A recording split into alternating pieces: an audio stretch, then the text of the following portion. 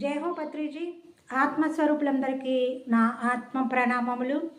తటవర్తి వీరరాఘవరావు గారికి, తటవర్తి రాజ్యలక్ష్మి మేడం గారికి నా ఆత్మ ప్రణామములు.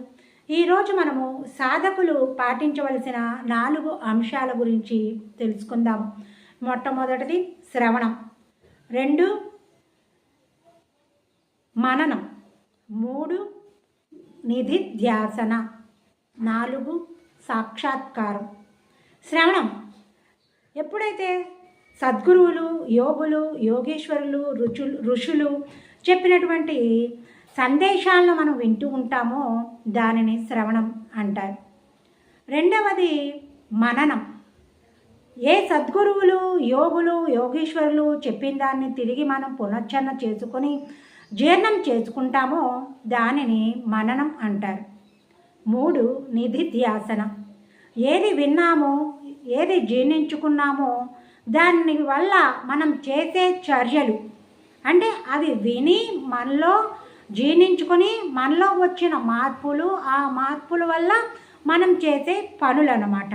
దానినే నిధిధ్యాసన అంటారు. 4వది సాక్షాత్కారం. ఎప్పుడైతే వినడం మొదలుపెట్టామో, మననం చేసుకోవడం మొదలుపెట్టామో, అదే ఎప్పుడైతే అభ్యాసంగా మారుతుందో, మన పనుల్లో, చర్యల్లో ఎప్పుడైతే మార్పులు వస్తాయో అప్పుడు మనలో ఆత్మ సాక్షాత్కారం అనేది కలుగుతుంది.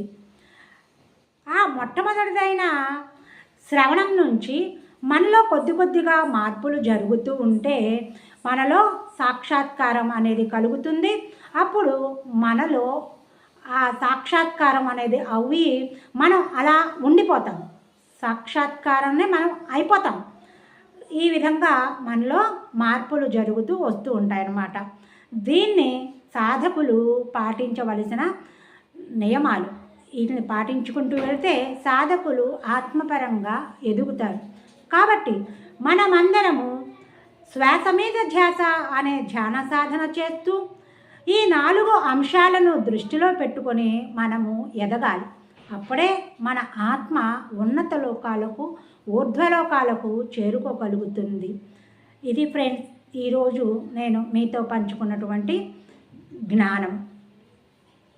ధన్యవాదములు.